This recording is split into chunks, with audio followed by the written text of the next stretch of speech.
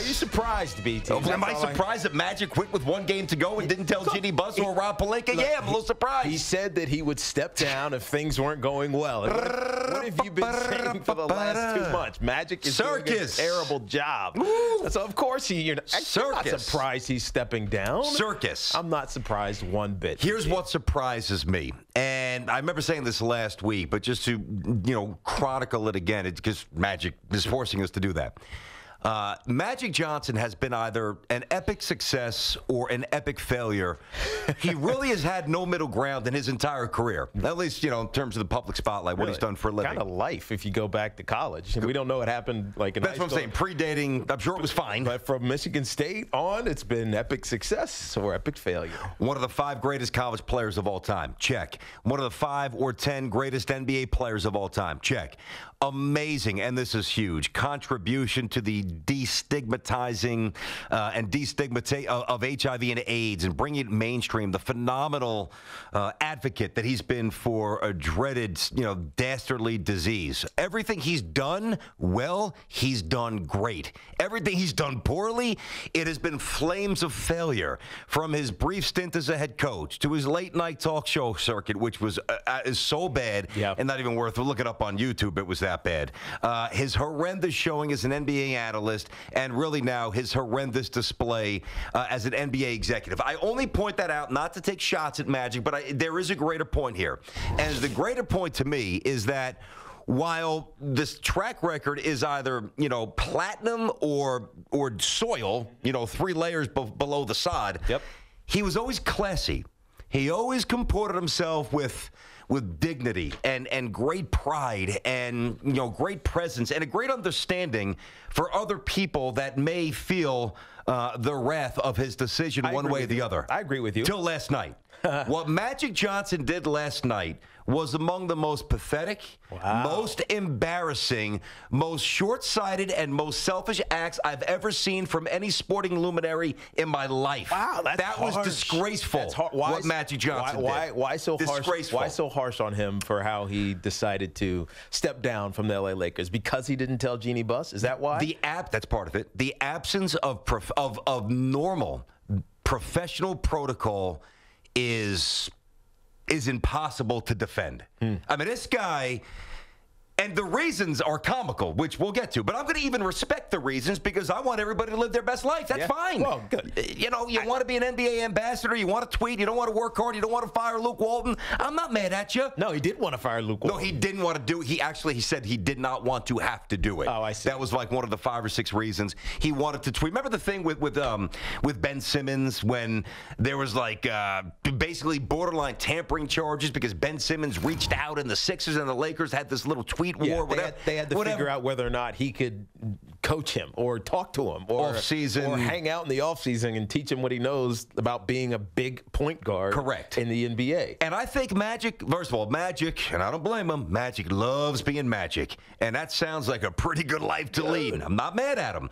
But how he left the Lakers, a franchise, he didn't play 3 years or 5 years. He's a Laker for life, a franchise that stood behind him. Now, keep in mind, when he announced the HIV virus November 7th, I want to say 1991, and obviously, sadly, had retired, but then he came back, the Lakers supported him. Karl Malone didn't want to play against him. A lot of his peers who had great, profound respect for Magic as a person, as a player, they didn't want to be near him on the court. God forbid he gets cut.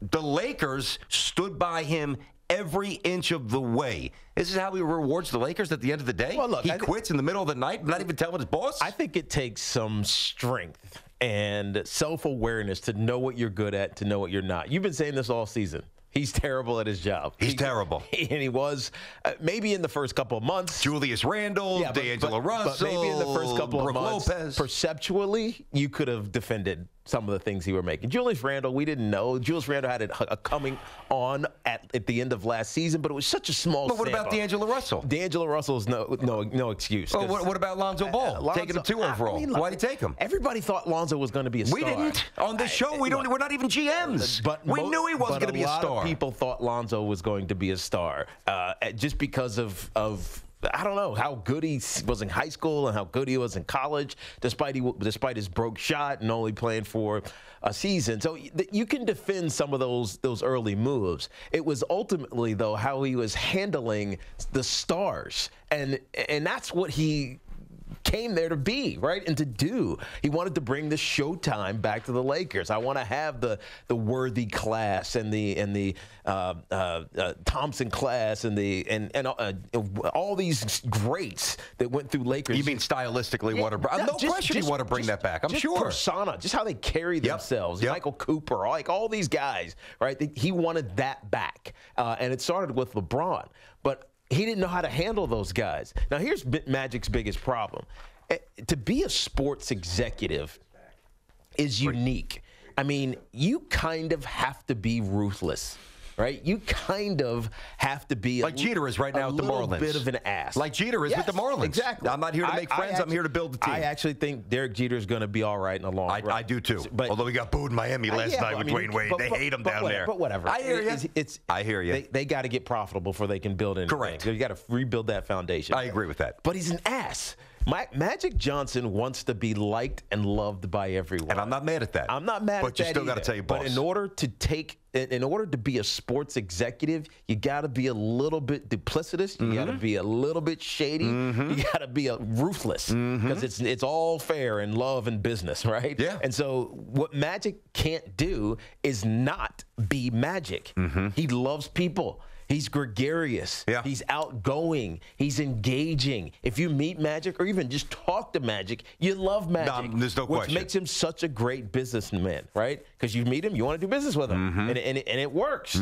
It doesn't work in sports. And I think he realized that. So in some ways, I can forgive him because he knows he realized this wasn't his strength. And it wasn't making him feel strong. Horrendous execution. And there was no success around him. It's funny, though, for a guy who's so good at business, didn't even know business 101. Had to knock on your, is he that fragile? And his excuse was pathetic. Well, I didn't want Jeannie to coerce me out of it. I mean, dude, I know that you have a backbone. Of course you do. But you sound like you have no direction. Like you're directionless. Like you're a rudderless ship.